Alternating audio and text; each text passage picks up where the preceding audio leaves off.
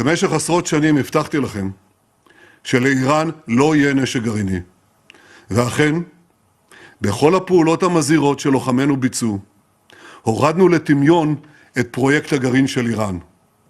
ואם מישהו באיראן ינסה לשקם את הפרויקט הזה, נפעל באותה נחישות, באותה עוצמה, לקדוח כל ניסיון כזה. אני שב ואומר, לאיראן לא יהיה נשק גרעיני. Setelah pernyataan dari Perdana Menteri Israel Benyamin Netanyahu, Pak Dubes Dian, 3 fasilitas nuklir di Iran telah diserang oleh Amerika Serikat. Saya tanya dulu, Pak Dubes pernah ke sana? Tidak ke yang 3 ini, tapi salah satu dari sekitar 30-an fasilitas yang tersebar. Oke, diserang, kemudian sampai sekarang tidak pernah ada laporan soal gelombang radioaktif. Gimana Anda bisa jelaskan? Pak Andi, maaf, teman-teman, bapak-bapak, maaf. Data, kalau kita bicara data, Pak Andi tadi bilang, data intelijen, terserah. Data yang beredar begitu banyak, kita harus memilah-milah. Saya hanya mau cerita, tahun 93, saya khusus kursus tentang perusahaan senjata PBB. Salah satu tujuannya yang di kunjungan kami ke IAEA. Jadi kebetulan saya, walaupun bukan ilmu fisika ya, HI, tapi belajar tentang itu. Begini. Yang namanya pengayaan itu, maaf, kalau tidak salah, uranium itu sebelum diperkaya itu namanya 238, uranium 238, itu 100 kilo, kalau diperkaya jadi 235, itu jadi 25 kilo. Nah, sebuah bom nuklir minimal harus ada 25 kilo ini. Nah, untuk menjadikan ini jadi senjata, banyak elemennya, harus punya roketnya, itu diameternya tertentu itu. Dan metalnya beda dengan metal biasa, bukan yang kayak dipamempek gitu loh. Oke. Terus kemudian bahan bakarnya beda, boosternya beda, kepala warheadnya beda. Yang penting pernah diuji cobakan. Semua negara yang mempunyai senjata nuklir, termasuk yang di luar NPT, Israel, India, Pakistan, dan Korea Utara, pernah melakukan uji coba dan berhasil. Iran belum pernah. Yang saya mau bilang begini. Sebuah reaktor tenaga nuklir, pembangkit tenaga nuklir, membutuhkan pengayaan cukup 3,67. Nah, sekarang saya mau tanya, Fukushima rusak karena bencana alam, radiasinya kemana-mana. Chernobyl, pusat penelitian, diperkirakan, nah ini juga data udah, pengayaan uraniumnya juga tidak lebih sekitar 3,767. Juga radiasinya membuat kota kecil Chernobyl dikosongkan sampai detik ini. Artinya apa sih? Kalau ada fasilitas namanya Fordo, Isfahan dan Natan katanya dibom, mau itu katanya di dalam tanah, sentrifugal nuklir itu ya harus di dalam tanah, teman-teman. Kalau tidak, ya riskan. Artinya Pak Dubes mau bilang apa? Bahwa itu tidak ada fasilitas nuklir? Bukan. Diragukan kalau itu pengayaan yang dituju. Oh, karena enrichment-nya ya? Kalau dikatakan tadi tidak tersentuh karena di dalam tanah, semua pengayaan pasti di dalam tanah. Oke. Dan itu harus melalui jeram yang namanya stream itu untuk pendinginan sentrifugalnya. Oke. Nah, jadi kalau sekarang bom seperti itu menghancurkan seperti yang di TV-TV itu tidak ada radiasi, buat saya apa ya ada pengayaannya. Oke, baik. Kalau kembali ke Mas Andi, setelah kemudian gencatan senjata diberlakukan oleh Trump, apakah ini juga sebuah jaminan bahwa ini akan aman, akan langgeng, atau masih ada juga yang nakal-nakal gitu? Ya, tanpa ada kesepakatan antara Iran, Amerika Serikat, Israel, lalu melibatkan negara Arab terutama Oman, Qatar, Arab Saudi, UAE, tentang bagaimana Iran diizinkan melakukan pengayaan uranium, maka konflik ini akan berulang saja. Akan berulang? Ya, ini hanya menghasilkan satu masa jeda. Ya, kalau tadi Pak Dubes mengutip data, ya ada data dari IAEA bahwa Iran itu total memiliki 9.200 kg uranium. Yang dikhawatirkan adalah yang diperkaya sampai 60%, sebesar 400-an sekian kilogram, itu yang dipersoalkan. Nah, Israel ketika Amerika Serikat selesai menyerang, itu tetap saja mengirimkan pesawat tempur untuk melanjutkan serangan. Karena memang tidak ada data. Ya, uranium yang tadi diperkaya, itu sekarang wujudnya apa setelah serangan Amerika Serikat tersebut.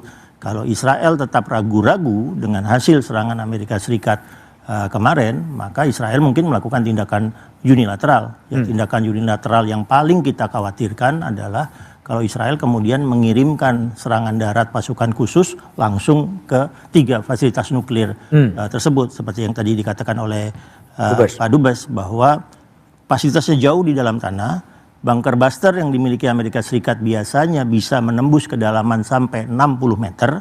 Sementara fasilitas Fordo itu awalnya mulai dari kedalaman 80 meter ke bawah. Jadi kalau satu bunker buster tidak akan tembus, mungkin beruntun bunker busternya. Tapi sekali lagi tidak ada sampai hari ini ya image yang keluar apakah dari satelit atau dari pesawat intai Amerika Serikat tentang hasil penghancuran 3 fasilitas nuklir tersebut. Baik, Pak Kamta lihat gimana? Ini kan klaim Amerika bahwa telah menghancurkan 3 fasilitas nuklir, tapi kan juga tidak ada announcement lebih lanjut sebetulnya. Itu gimana Anda baca itu sebetulnya? Dari sisi apanya? Dari sisi apakah betul itu enrichment uranium dan kemudian menyebar?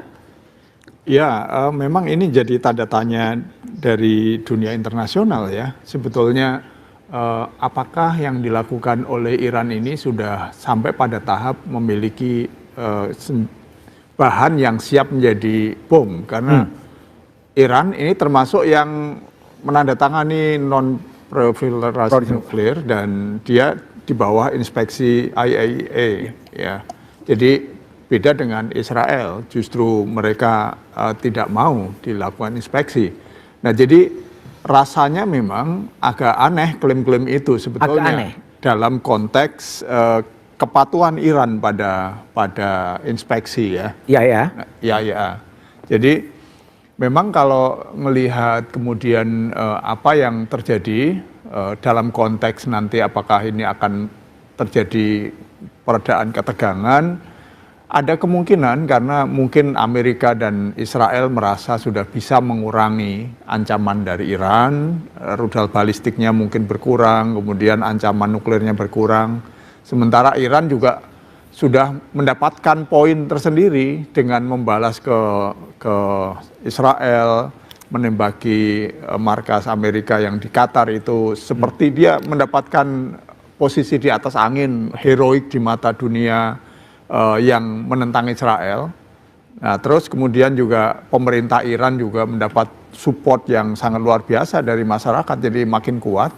Sepertinya sekarang ini saat yang semua pihak ini mestinya merasa menang. Betulnya gitu loh. Nah, cuman memang lagi-lagi akar persoalannya kan belum tersentuh. Belum selesai ya. Nah, sehingga boleh jadi nanti akan meledak setiap saat. Oke, baik. Saya telah terhubung dengan warga negara Indonesia yang baru saja dievakuasi dari Iran, Mas Heri Supriyono, lewat sambungan Zoom. Mas Heri? Ya, halo, apa kabar Mas? Mohon maaf terlambat. Oke, baik. Mas Heri, bisa dijelaskan kapan persisnya Anda pulang dari Iran ke tanah air? Hari ini pagi, pukul 6 pagi kami tiba di Bandara Soekarno-Hatta Mas dari Doha. Semalam pukul 18. Artinya masih kondisi terakhir di Teheran sebelum Anda meninggalkan Iran? Kondisi terakhir kita kan sudah dievakuasi ke Baku, Azerbaijan ya. Kemudian di sana 2 hari lalu kita berangkat menuju Doha. Nah, sebelum sampai di Doha kita terpaksa diturunkan pesawat mendarat di Bandara Jeddah karena ada serangan Iran terhadap pangkalan militer Amerika Serikat di Doha dan Bandara Doha ditutup waktu itu. Dan kita berada di Jeddah selama 7 jam menunggu penerbangan dibukanya kembali bandara, lalu setelah itu kita ke Doha dan ke tanah air. Mas Heri di Iran di mana persisnya dan sebagai apa sebetulnya? Kan saya kerja di India, IRIB. Gimana Mas Heri?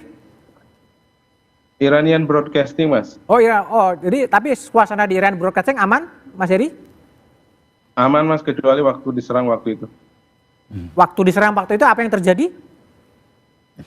3 ledakan bom yang diduga dari drone, dan waktu itu kita baru keluar dari gedung tempat kita bekerja 10 menit, kemudian terdengar 3 ledakan bom keras sekali. Gitu.